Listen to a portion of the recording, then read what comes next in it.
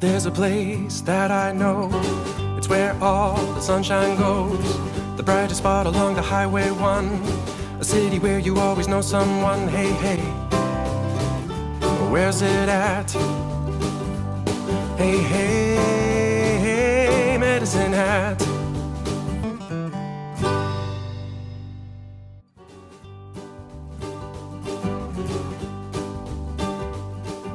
Welcome to my studio. Yeah, to your studio and the Helping Hatters video podcast.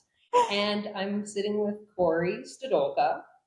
And just tell me a little bit about you and why we know each other and what you do, and just give me the pitch. So many questions in that. You're one of my oldest friends. Grade 1, yeah, I believe, is our start. And we're coming, well, you're already at that big number of age, which I'm not going to say, and I'm there this year. So yeah, that's a decade change. It's like 35 years of being friends, which is crazy. Yeah. So yeah, that's how we know each other. Went to school, Irvine, wonderful stomping grounds. Yep. I still get to go there because my man's now a teacher there. Yeah. So that's fun. So you went to school, we went to school together, we went to high school together, then post-secondary land came and we kind of, I would say, drifted in different directions and kind of did our own thing. Not that we weren't friends, but just kind of lived our 20s. Had our own lives going on. Yeah, so tell me about when you left Medicine Hat for the first time. Left for the U of L, decided I was going to be a history nerd and got my degree in history, and that was Lethbridge. And so did you spend all 4 or 5 No, years? I was only 3 years there. Yeah, I did 2 years here at the college and then did a transfer program over to the U of L, which I don't feel like I had like the typical university experience. My parents had a rental property there, so I lived in a basement suite and then came home every weekend because I was like missing people and home. Yeah, totally. I'm close with my family, so I was like, I want to see them. But yeah, I lived in the library. I think I had to do like 10 papers a semester. It was so ridiculous. I just remember like my reading stack being like so big. So that's all I did. I went to school and I kept my head down and I got really great grades for it. And then I came home on the weekends and saw all the same people I had for the previous 10 years. And then, so I didn't have like those like cool bonds, I think, that people had in university. I was working a lot. I paid for school while I worked. And then right out of school, I remember someone coming up to me from the courts. She was the manager at the court system in Lethbridge. And she was like, so history, eh? And I was like, yeah. She's like, well, we have a lot of old people that work at the courthouse. And I was like, what?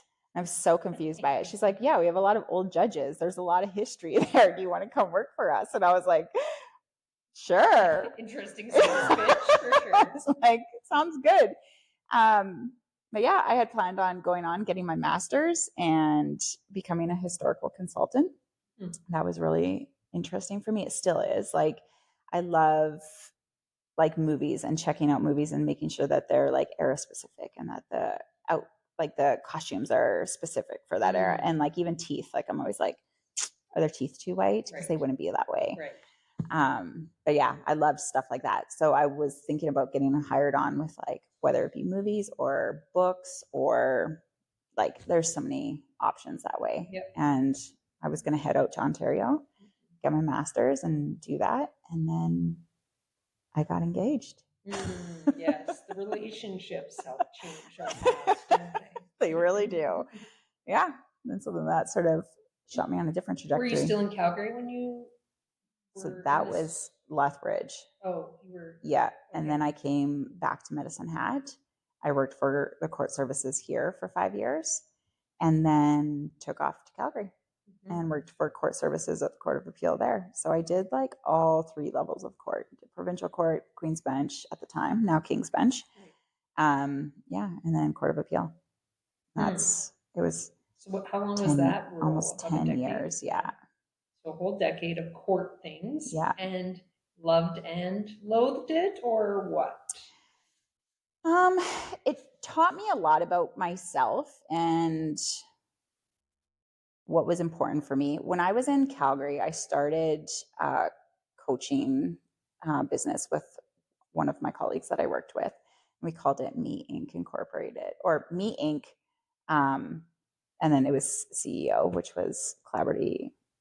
I don't even remember what CEO word stands. Creatively empowering others. That's what it was. Okay, But yeah, like Me Incorporated. So about like building yourself as an individual. And one of the things that we went through were, what are your main pillars? Like your 3 main pillars. And so we had to send out very specific questions to sort of our inner circle, people who knew us best or people who knew us longest. It was going through, what are your 3 pillars? And then you send out all these letters to people, and hopefully they respond. Like, it was certain things like, give me an example of like when you saw Corey at her best. Give me an example of how she rose up from a challenging experience or something like that. So I had like people who've been in my life for a long time answer it, and people who've been in my life, like, I think at the time it was like 1 or 2 years. I had a couple of my supervisors do it for me. And then you're supposed to go through and see what the common threads are. And you take out like specific words and certain things. And so then you write them out bullet point form. And 2 of the threads, honestly, I'd have to go back and even look at what the third was. That's how like important the 2 were for me at the time, was family and freedom. And here I am in Calgary, no family. My sister had just had like my first nephew at the time. So I was like a new aunt, and I'm working for court services, which was all red tape, in my opinion. Like, it was just everything you wanted to do had to go through like 5 channels of people. Seeing change happen was like, you had to be there for 20 years, 30 years maybe. Yeah. And even then, like, it's not really happening. Change is very slow, very resistant to change. I was on a couple change management committees, and like, even the fact that you have to have a change management committee in government sort of speaks volumes to how resistant to change they are. And I was on this like really cool project, and we were on the 26th floor in the Trans-Canada Pipeline building. I had a corner office, like, it was like windows all around. It was just like the most coolest view of downtown. And I was like, yes, I've made it. This is what I've always envisioned. Yeah. Sex in the City type thing. And I, minus the sex, it was just the city. Just the city, a city view. But yeah, I've got like all these computer monitors in front of me. I think it was like 3 or 4. And that's all I did day in, day out. And I was working on a spreadsheet, and I was bringing in, so the project was to bring like e-court to the Court of Appeal, which was huge. We were getting rid of paper at the time. And so I was a part of that, got a huge certificate for it and everything. But I remember being in the midst of it. There was only 4 of us. There was 2 out of Edmonton, 2 out of Calgary. And I was like, this is really neat. This is fun. And then I was like, I'm dying inside. This just does not fill who I am and my pillars. Aspects. Yes. Like, I just think it's so important. Like, and as I drifted into photography, which we'll get into, but like learning how important it is to have like that task oriented part of life and then that creative part of life. And at that point, it was 100% sort of task orientated. I was dabbling in photography already at that time, but it was nothing that was like serious, and especially in Calgary, because I didn't know anyone. So photography was even harder. Like, if I was coming home on the weekends, I'd maybe have a couple shoots. But yeah, I remember, so I'm in this leadership coaching program, and we had a couple clients, working on myself, working through other people's stuff, and then at the Court of Appeal. And then I come home, it's like January, so like the new year, when you're thinking about New Year's resolutions. And we're sitting around the table, and my dad was having some struggles with the business at the time. And I just remember listening to them and going, I think I can help you. And he was like, what? And then we started like, let's list out what our goals are. And we started having this family meeting of like, what are our goals? What's our long-term dreams and visions, and what are you doing to get there? Like, is it happening? And they weren't, and they didn't really even know how to get on that path. And I was like, I think I can do this for you. So I literally sent my dad a proposal. I was like, I'll sell my condo. I'll quit my job. I don't care about my pension. I don't want to be in government. I want freedom. I want the ability. And I said to them too, I was like, I want the ability to be able to do my photography, and I want the ability to keep on this coaching company that we're doing, which ended up just like naturally falling by the wayside because my colleague still lives in Calgary, and it just became too much. But yeah, and he was just like, sure. And I was like, and I want 4 weeks of holidays. And he's like, okay.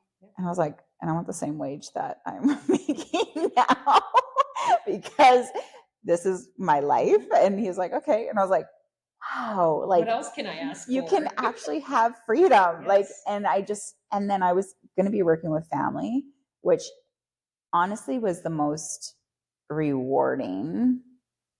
Ended up being, it's 8 years now. So 8 years. Very challenging, but that also, like, it's the challenges that grow you as a person. And so, yeah, those 8 years just made me into what I think is such a well-rounded individual. It was very hard because there was nothing in place when I started to work for Raycor at the time.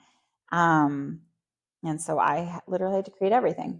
I created which is sometimes fun versus having to revamp something that's already. Well, you probably did have some loose things that you were like, no, we need to do it this way. We had to change a lot. Because it was just your dad kind of doing the business. Yeah. Was your mom helping a little bit? No, she used to. So Raycor has been around since 1985. So we're almost 40 years of business. It'll be 40 years in June, which is insane. So literally my age. Because it's named after me. So it was like my namesake as well. And I'm like, this is really cool. Like, this is something I'm going to take over. And it's obviously still a dream. It just looks a little bit different nowadays. But yeah, I had to come in and put policies in place and put a business strategy in place, because my dad did a really good job of getting a business going, establishing an amazing brand in this city of quality and excellence, and you get what you pay for. But when you're so busy on the working end of things, the business end of things really struggles. And so then that's where my skills came into play. And I do feel like I had to learn the hard way for the first few years, as like, you play around or you get stung, and then you're like, oh, we should have this in place. And then, you get that in place. And then there's something in that contract or something in that estimate that stings you because you just don't know. Right. And then, so yeah, it was a lot of learning the hard way, but like I said, it makes you a better person. Yes. And working with family can be a little messy and muddled, and to go to a family supper or whatever, a family event, and not talk about work-related things or have that on your mind. There has to be a little bit sometimes of separation and detachment. Or how do you find that part of the process? So working with anyone who works with family, I am totally open to a conversation, because I feel like it was a little bit of a power struggle at first, until we figured out like what's our roles. Yeah. But that all came down to communication. So communication was key. And I hear a lot of people who work with families and they're like, I would never do that again, or it destroyed their family. which I was very aware of coming into this and how it could destroy things. And I just made sure that I was going to always be honest and always be communicative, which did not always come out the nicest, but at least it came out, because I think stuffing it is where resentment and the toxicity builds. And then it blows, and then you ruin relationships. So being aware of that even from the get-go helped you meander the path a little bit more wiser than being naive, like it won't happen to me and my family. And like they're not easy conversations. They're not. Like, I took this course once called Crucial Conversations, and the main takeaway was a crucial conversation is something where there's the probability of losing something in it. So whether you're losing the relationship or losing respect or losing something, that's what a crucial conversation is. And a lot of the conversations I had to have with either my dad or my brother-in-law, because he worked for me too, I always viewed them as a crucial conversation, because like I could lose relationship here. So what does this look like? And I just, like I said, didn't always do it right, but at least the conversations were had, and our family is stronger than ever. I separated work and personal life though all the time. And if work got brought up, I was very clear on boundaries and be like, we'll deal with that on Monday, or we'll deal with that when we're back to work tomorrow, or whatever the case was. Because I, again, am very task orientated. So it's easy to just constantly talk shop and talk about that last email you got at the last end of the day, or, that client that rubbed you the wrong way, or this amazing experience that happened with, your employees, and I was just like, no, there's more to this. And at the end of the day, there might not be a business, but there will always be a family. So how am I making sure I'm building that relationship? So that was, again, a conversation that we had, and we just made sure that we held to that boundary. But, it was interesting. I think we're happier. We're happier now that that things have settled. Things have like taken a huge shift and transition. So we're not doing flooring or renovations anymore.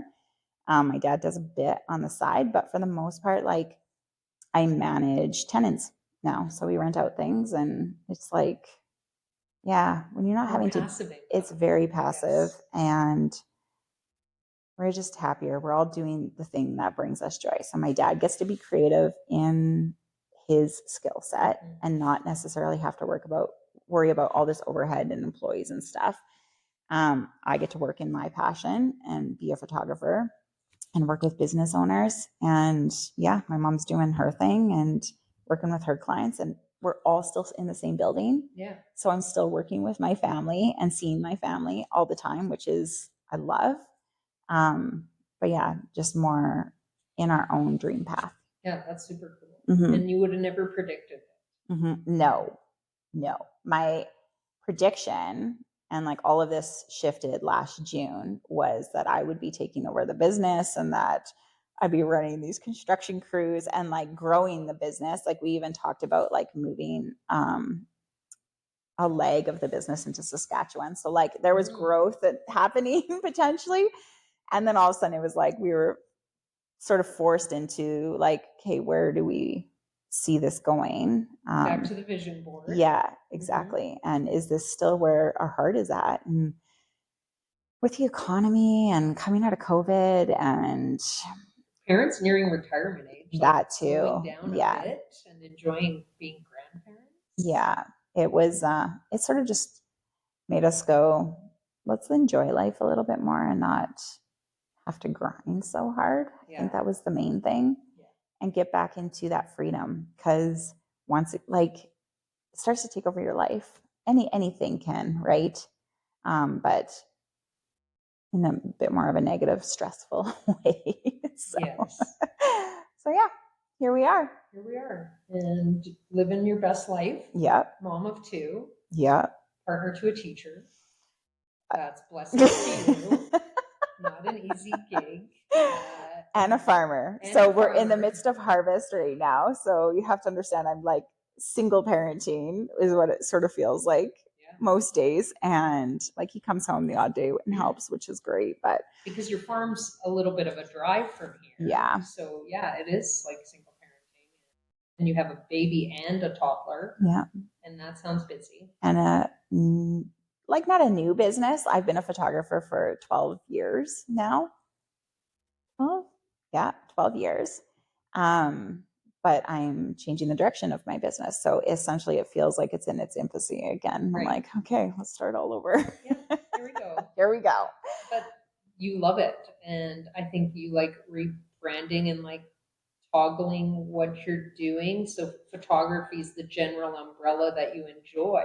But like, as we talked about with our photo shoot, the progress you've made on that journey of almost just like me as a teacher saying, no, okay, it's not children like me. It wasn't kindergarten. It wasn't elementary. Yours wasn't, birthday photo shoots and the families and all those moments that are starting to lead you kind of narrower and narrower to something that brings you a little bit more joy and Yeah. the yeses. And different stages of life too. I think that's the beauty. I was talking to another girlfriend about this, that with photography is you don't have to stay stuck in weddings. There's always another option of like, what do I want to do?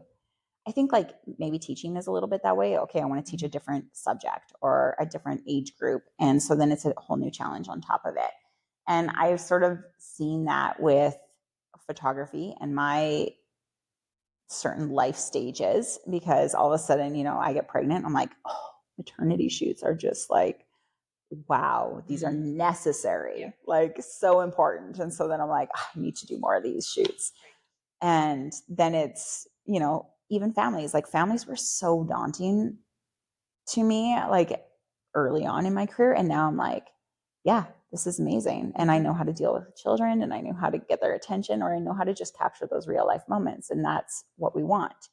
So as my life stage changed, it just seemed natural progression. Here I am coming out of, being a manager and a partner in Raycor and running a staff of 7 at one point. And like helping build business strategy, helping build growth, changing the direction of where this business even started. Like it started in hardwood floors, and then we were doing tile, we were doing full project management, full renovations. We moved into like even doing carpet and vinyl and like trying to be sort of that one-stop shop. So you could take on all pieces of work once you were in a client's home versus them going, okay, you're going to do the hardwood. I'm going to get someone else to come in and do like the baseboards or do the painting. I'd be like, no, I got a guy, like we can take care of all of this for you. What else do you want to quote on? Right. So taking all of those little nuggets and now bringing that into the next stage of photography for me, which is brand photography and working with businesses and working with right now, like primarily entrepreneurs or small business owners, not only entrepreneurs, but that's my heart. I felt very alone in that journey. Like I said, I felt like I had to learn the hard way.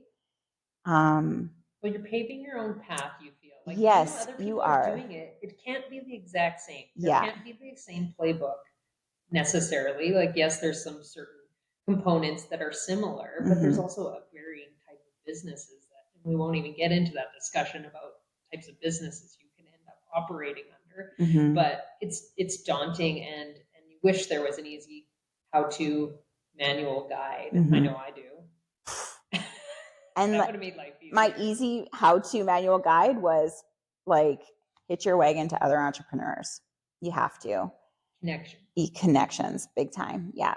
And that's what got me on the Women in Business, because I was like, I moved back to Medicine Hat. I'd only been away for 5 years, but I felt very disconnected from everyone else's life, just sort of goes on. And so and then here I am like hustling in this new business, not much time, and exhausted at the end of the day. Let's just be honest. So yeah, I just was like, okay, I need to like intentionally put myself out there if this is what I want. And I wanted to be more connected in our community. So yeah, then entered Women in Business. Yeah, And tell me about that experience and where, so what is the group and when did it come into existence? Because you didn't bring it into No. existence. It was already established. Yeah.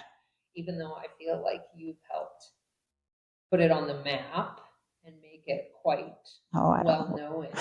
I don't know if I'd say that. What I knew, but maybe that's again me evolving more into the knowing more about what's in Medicine Hat as I grew up and evolved my life. Yeah. And like maybe the connection between you and I as well. Maybe that's what brought it more to the forefront. But Women in Business has been around. Here's the problem is that it was prior to computers and social, well, not, I shouldn't say computers, but primarily social media and like a lot of electronic records. So we don't have all of that. And I have even gone back to like some of the original members and been like, we don't have like the history, like none of this was captured. What do you know? And like one of the ladies, the historian in you wants to exactly. Well, we want to put fantastic. it on social media and be like, we've been at this for 20 years or, but yeah, what we can tell is it's 20 plus years. Don't have an exact date as to when it started. The lady I reached out to was on the original committee and she had like a rough idea of when it started. But she had said she'd gotten rid of all of her records because she'd been off the committee for so long already. So literally have nothing. Like, and then we go back on to Facebook for like, when did Facebook come into play? Early 2000s would have been like 2005, 5, 6. Yeah, I was going to say something like that. So then that's as early as we can go back to see what the committee was doing at that time and who the members were. But like none of that was like kept. Right. So that's been a huge part for me is like digging some of that information, making Google Docs, like we have a Google Drive and everything's like centered now. So that next like future committees can look back and be like, oh, here's some of the information that we have. So it's a not-for-profit organization that a bunch of women gathered together and wanted to advance women. Well, it's our primary, like our priority is creating networking opportunities for women in business for that reason, right? Like feeling so alone in this journey. And so we put on, depending on the year, 3 to 4 events. We always put on, well, our newest event is the Women in Business Expo. Typically happens September, October. Right. And then we have our Wine and Cheese, which is so let me go back. Our Women in Business Expo is a trade show market type event. And so you have to be 50% women-led business to be a vendor at the event. We typically have 70 to 80 vendors, and our list of women-led businesses in the city is huge. I think we have a database of over 300. Oh, wow. So, and that's just like what we've put together over the last 2 years. Like there's more than that. It's so cool it was mind-blowing, I think, for me the first year to be like, there's a lot of women in business out there, whether it's home-based business or like actual brick and mortar or online. Just a lot of people who are looking for other people to help and connect with and learn from. And so like I said, our mandate is just to create connections and networking opportunities. And then our Wine and Cheese is like literally come have wine and cheese or crackers. And we facilitate conversations, but it's literally just solely a networking event. And that one's cool because you're bringing in little nuggets of experts kind of at each table. Because I went one year and you rotate around and you got to see not just that person kind of giving their little story or perspective, but you had people around the table who could also interact, ask questions, and you could also interact with them. So it was a neat experience. It was probably too short of an experience because there was the amount of people that were in there and their variety of what they brought as their business, their skills, Their expertise. interests, their expertise, all that stuff. So Yeah. that was a cool event. Yeah. And every year that event changes up a tiny bit, like as to how we're going to facilitate those conversations. So it's fun. Again, it keeps us being creative. Fantastic. And then our spring event. So that one's typically around International Women's Day, which is March. Okay. And then our spring event in June is our Inspire Luncheon. And that has been going on. Oh, great. I should have looked up this, but I want to say around like 13 years now. And it's where people in the community can nominate a woman who inspires them. Right. And so there's certain criteria that they have to like fit. And then all our nominees are sent to a judging panel that has nothing to do with women in business. And Just they random kind of community members. Yeah. So we ask business owners typically, so male or female, odd number, and they sit around and they adjudicate based off of the criteria. And yeah, usually we have like, I would say like 4 to 6 nominees in the community. And it's a surprise to us when they announce it at the event as to who wins, but it's, you don't even know. We don't That's even fun. know. That's Yeah. exciting. And it's just cool. It's cool to see the nominees' tribes show up for them, but also just the rest of the women in the community show up for them. So those are like the 3 main ones, and how we have, I guess, like interpreted what networking means.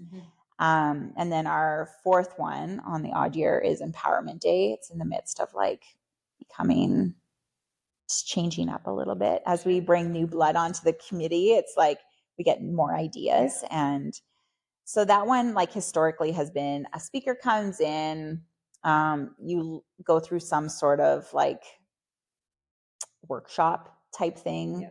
And then you have supper, and then maybe another little workshop aspect or a speaker aspect. And then that's the end of the evening. But our committee has found that way of learning is sort of like maybe 5 years ago. So we're not getting the engagement as we once were. And so looking for ways to update and evolve that a little bit. And we've got some great ideas. So it's exciting. Yeah. And that one's fun because, you had it, was it last year? And it was Sage Watson, an Olympic athlete from this hometown. That's super cool to be able to showcase, especially a female that is slaying what she's passionate and skilled in a totally different way. It's more athletic, but it's still a business. She's a brand. She is, and very successful. Yes. And she's super young. I think she's still in her 20s, I would guess. But anyways, like those things, and being able to showcase that is a cool component versus some of I feel like all of your events kind of hit on something different. Yes. We try to hit like all demographics, like what makes like age demographics, different, like even working demographics. Like, are you free during the day? Because like some people can't take off the afternoon to come to the Inspire Luncheon. So that's why we then have one of our events is an evening event. And then one of our events is a weekend event, right? To try and hit sort of like all different lifestyles and different individuals. And so one event might not work for you, but the next one might work. And they're all different price points for that reason as well. Which is nice. Yes. Historically, we have tried to keep wine and cheese as our free event, but with the economy and sponsors can only go so far. It's nice to have that option for sure. Yeah. So we still try to keep it at like $10. So still is. I find a little bit of money helps as a payment, helps hold that person accountable in some ways too. To do it. Another thought I had about it's called the Women in Business, but you don't ignore the males in the field either. I know that's sometimes been controversial, but men have spoke at your events or been part of it. Have you ever had a male committee member? No. No. So we won't. The reason why we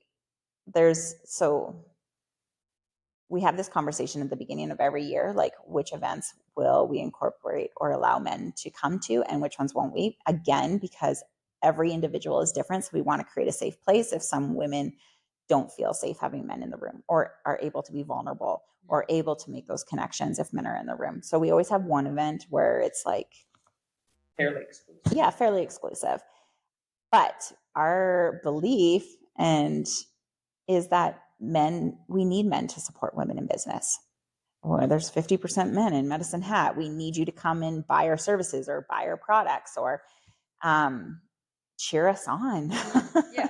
Right? It doesn't have to be a competition. No. It can be cooperative. Yes. Right? And yeah. you can all still win. And we can all learn from each other too, which, so at the Wine and Cheese that you were at, where we had, I think there was 4 or 5 men from different businesses come and speak. Well, I want to learn from who the expert is, whether you're a man or a woman. So I want to know the best information that's available at the time. And so that's the mandate that we moved forward with when it came to having, men experts and female experts. Yeah. And then for our Inspire Luncheon, like if you're a nominee and you're married or you've got kids, like, don't you want your husband there to like witness you getting this pretty cool award in our community and very recognized? It's in the newspaper. It's on like TV. Like it's pretty recognized now. And so as a committee, we're just like, why wouldn't we want that for our women? So we've opened the doors a little bit more for that too. Good. Yeah, it's been good. It's been good. This is why the committee needs to shift and change. And so like even this year, I am planning on stepping down as chair. I've been chair since 2019. So 5 years. Yeah. And I just think it's important. I'm going to stay on the committee just as like a director or help out where I can because I love planning the Women in Business Expo. Yeah. But like someone else will lead. Exactly. Let them bring fresh ideas and fresh leadership. And I'm going to not lie. Also being a mom of 2 now in my stage of life, I'm like, I'm willing to take a step back. Yeah, a little less is okay. Yeah. Sure. It's a volunteer committee. Yes. And when you're an achiever, like all of us are on that committee, we're all high achievers. Like we're movers in our industries. And so we don't want to do anything half-assed. Yes. Sure. So we put a lot of blood, sweat, and tears into our events and really want them to go off and without a hitch and be super successful for the women so that they're gaining value from our events. And so that it's something that we're proud of, I think. But having said that, it's like, let's add, 10, 20 hours a month on top of already very busy schedules and women who are already running multiple businesses usually. So it's a huge ask. It's a commitment. It is a commitment. But rewarding, it sounds like. It's very rewarding. And that community connection, that is something that some people take for granted in the past, and maybe us just growing into our human adult selves, we don't realize how much the human connection. It's everything. And feeling supported and secure in that somebody, more than somebody, has your back. A whole group of people. Yeah. Share some of your values and passions and can help support you. That's fantastic. And like I've made amazing connections in our community, but the connections I've also made with our committee members has been like, that's something that those are friends I'll take on forever. Yeah. They're my people. Yeah. And like, you want to have their back, you support them like crazy. Like it's like, it's funny, but amazing. When you look on Facebook and like someone posts like a win or they share a win at the meeting and it's just like, we're all like, love, comment. Share. It's just like, oh, you have an event coming up, share. Everyone's sharing, the same thing. And it's just like, you have a whole group of cheerleaders behind you. And yeah, like I was missing that when I first moved back to Medicine Hat. And so it really it helped me get connected. And like you said, connection is, I think it's the number one purpose for all of us, is to have connection and to feel connected. Yeah, basic human need right up there. Yeah. With food, water, shelter is connection. Yeah. To community, whatever And community to looks relationship. like. Yeah. To have relationship, and whatever that relationship looks like. Mhm. But yeah, if you don't, it's very lonely. Yes. And that never feels good to feel like you're in this alone, even though you talk with somebody and you're like, oh, we can connect over that, or we have that in common, and oh, you're offering a support for me, or a service, or a skill you can teach me, whatever it is. Yeah. That's empowering and encouraging. And like, when you're a solo entrepreneur, it's like, I came out of government where we had like, oh, my computer broke down, call IT. Oh, I'm having a bad day, I need to call in sick because, like, I don't know, broke my ankle or sprained my ankle or whatever the case may be. And like had all these safe holds in place. Or I'm overwhelmed. Okay, then this person's going to like come on and help me get caught up or help clear my desk. And I'm like, I had the emotional supports you had with government, like access to counseling and all of the things. I'm trying to think of, like, there's a million examples because I've said them to people so many times. And then it's like, oh, you're an entrepreneur? Yeah, I'm my own IT. I'm my own emotional support. AI, what's AI? Okay, got to learn this. And so then you're like researching that like crazy. Oh, I need contracts. Oh, so government has legal lawyers on hand. Okay, we need new contracts. Go do this. Right. Like, no, all of a sudden I'm doing everything. And when you are a part of a group of women or community, all of a sudden it's like, oh, have you heard about this new thing that's coming out? And you're like, oh no, what? And like you get all these little tidbits all of a sudden that you felt like you were hustling so hard for on your own prior. And yeah, it's just, it took a lot of stress off of things to know that you're not alone. Yeah. For sure. Yeah. And someone to call and be like, hey, I heard that you were working on this. Like, what's your experience with it? Is it worth it? Like, I don't have to all of a sudden spend a whole day figuring out whether it's worth it for my business or not. So anyways, just someone to like vent to if you're having a bad day, because they understand. Yeah, that isn't your family or your friends. Yeah. That's kind of, yes, they're almost both and yet none at the same time, but they're an entity that can empathize with. And that's that connection that we would seek out with the working lives that we're living. Yeah. Is it can't just be on the family and the friends, because they don't always understand, right? Until you are boots on the ground with other people and they're like, I get it, Corey. Yeah. I got you. Yeah. Let me it's tell like you being what worked for me.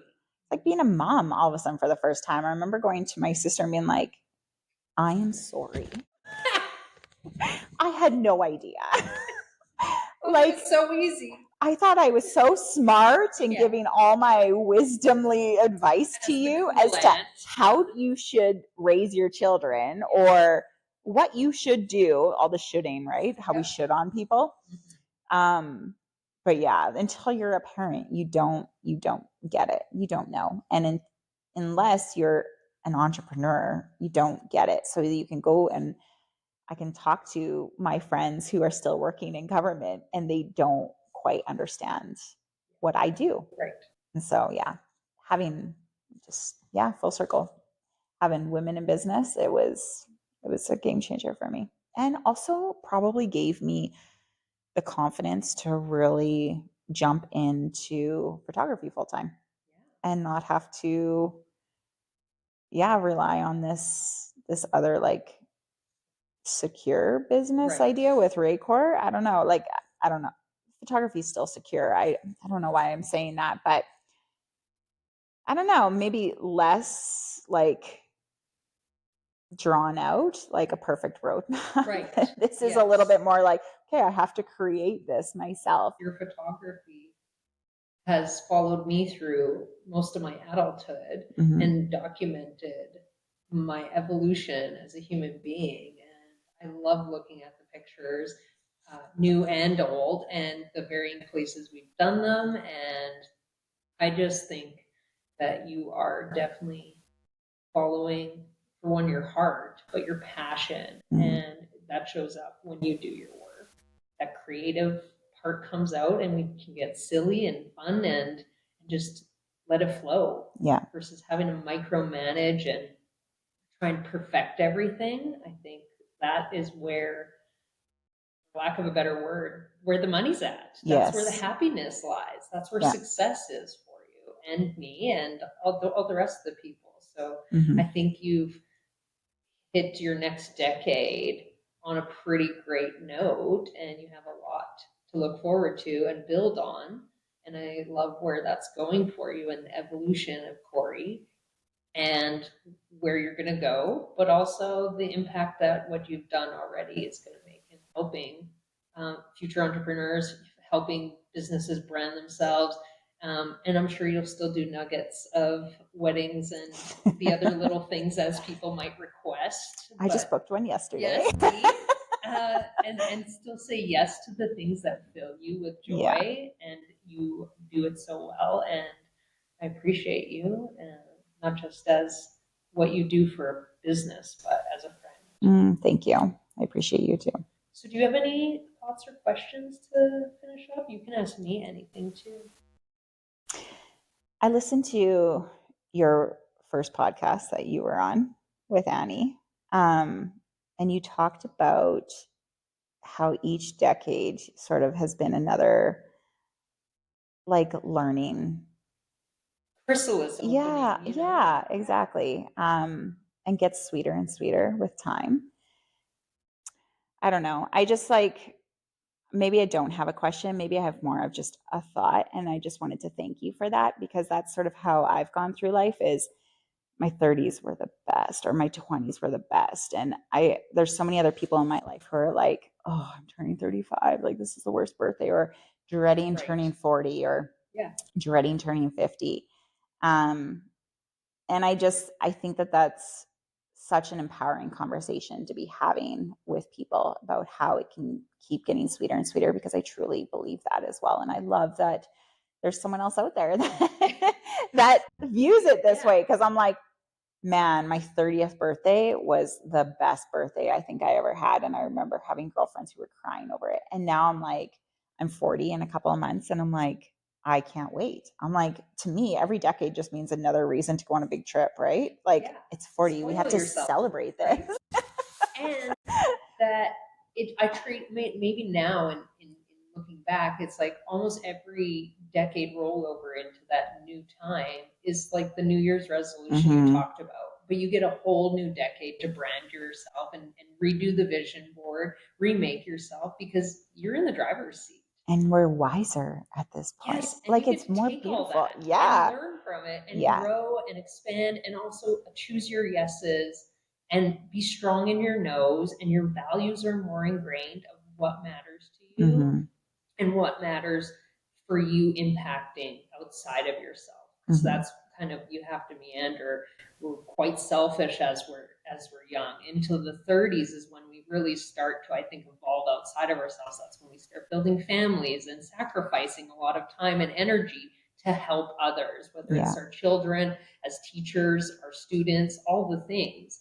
And I think that's the nice part about, we're truly in some of the best times of our lives, and we just don't even know it yet, how great it's going to be. And that makes me excited. Makes me excited too. We were locked and loaded and ready to go. And I think both of us are at the point where we can enjoy the ride as it takes us and kind of go with the flow, but also be strong in steering the course as well.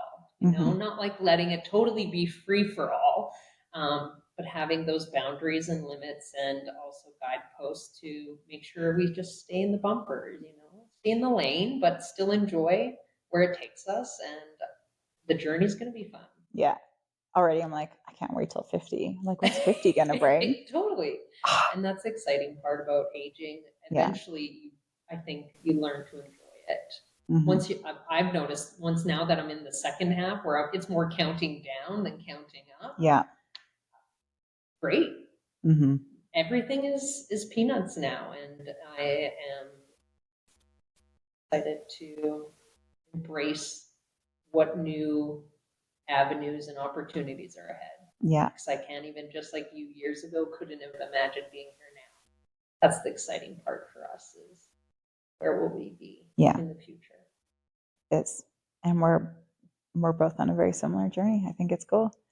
Like talking about connections and surrounding yourself with people who are in similar. So like, thank you for sharing this season of my life with me. Yes, and every season we're seasoned friends. Yes. Seasoned. I was just going to say we're well seasoned. Well, we're going to have this conversation again in 10, 20, 30, 40 years, and just photo shoots to go with it. Oh, awesome. You will always be that for me. When I look back, like, why did I want to be a history major or historical consultant? I'm like, essentially, that's what I'm doing. Yeah. I'm putting a stamp in your history so that you can take a look back and be like, oh, remember these really cool moments, and remember this person maybe who's no longer with us, or remember my babies as babies who are now, you know, adults, or like that laughter or that little cheeky look. And so like essentially I'm a historical consultant. I literally did what I said I was going to do. And you did it yourself. You didn't have to work for someone else. You get to do it all yourself. And I think that's the best part is, and I'm sure you've noticed this in your path of interacting with others, is holding our power for ourselves to decide what that means for us, and not allowing the outside world, society standards, whatever, to impact us and make us unhappy or lose sight of what truly drives our passion. Yeah. And thank you. I know that, and I needed that reminder. I think even being a mom of two young ones right now, because again, my priorities right now are them, and you get torn into like, you need to be career driven. You need to be so focused on this. And I am, and always will be. I love working. Yes. I'm like, I think work is a hobby for me. So that's not something I'll ever be able to give up. But when so much of your focus and priorities go to your kids, you still have like that little negative person on your shoulder saying you're not doing enough. So again, this is to carve out your own path. This is what's working for me, and this is what I'm going to do and how I'm going to do it. And it might not be how everyone else does it. And that's okay. I can't wait for all the trials and tribulations that you will face, and the stories and the books you could write. The books. I think I should start writing a book. I think we all should write books, and it can be on any topic, any length, any size of book. It doesn't matter. We all have stories to tell. Yes. And people find comfort in other people saying, yeah, this was what I experienced, or laughing at that, and just bringing about some authenticity to humaning. And because it's hard, and everyone's going through hard times, but it's where can we relate and find that connection again through empathy of, yeah, I fell on my face once, or whatever it is, whatever the examples. I encourage you to write. That's definitely one of my dreams, is to be a published author and share some of what I've experienced and what I've come to know as my truth about the world I at least live in, which probably at least 1 million or more on this 8 billion plus people planet have experienced something similar to. Like, okay, that makes me feel a little bit I can relate to her. Yeah. So that's cool. That is cool. Stories are powerful. That is my tagline in my photography, is capturing your essence and amplifying your story. And yeah, that's what I want to do. I want to capture people's stories and help them tell their story, and help them tell their business story so that they can be successful too. Like, just, I think you're doing a good job, and I am thankful and grateful for our experience today, both our discussion as well as our fun photo shoot. And I can't wait to see the pictures and how they I can't wait turn to out. edit. So encouraging, and I feel so classy and beautiful. And I'm more than thrilled at the experience that we had today, and just entrench our friendship just a little bit deeper. Yes. So thank you, Corey. High five us.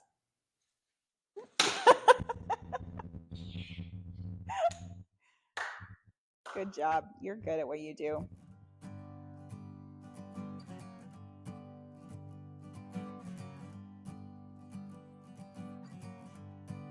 So I'm going to just shoot where you naturally land, and I like that you landed right there. And then I'm going to move you from there, because I'm just going to work with, see what my lighting is. Change a couple of these.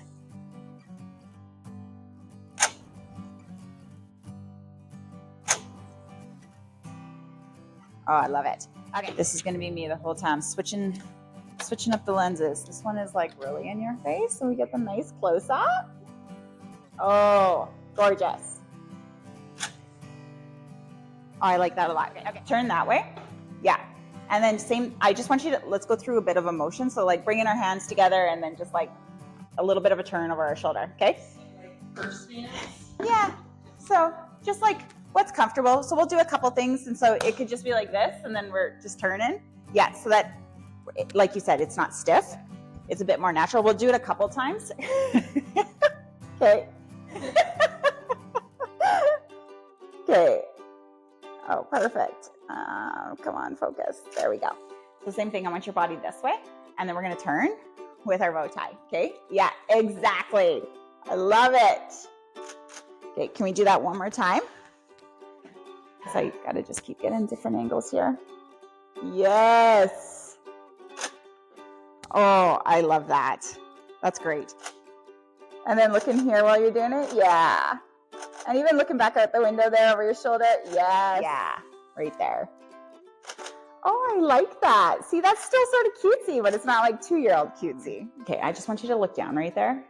I really like it. Like even like play with your bow tie, like fiddle around with it. Yeah. Oh, yeah. And then big laugh right there. Oh, you're looking down.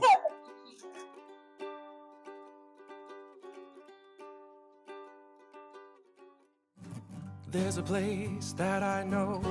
It's where all the sunshine goes. The brightest spot along the highway 1. A city where you always know someone. Hey, hey, where's it at? Hey, hey, hey, Medicine Hat. Sitting on the treaty 7 and 4. A sunny spot with an open door.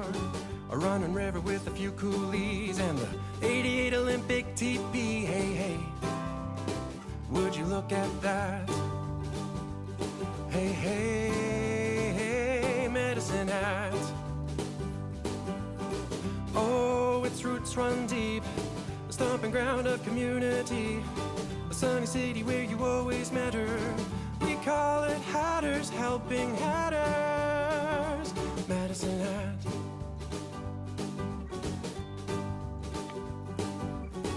Hop in a hot air balloon. Rise up, you'll enjoy the view. Don't forget Delta pottery. Those bricks have history. Hey, hey, welcome back. Hey, hey, hey, Medicine Hat. Oh, its roots run deep. The stomping ground of community. Sunny city where you always matter. We call it Hatters Helping Hatters. Medicine Hat.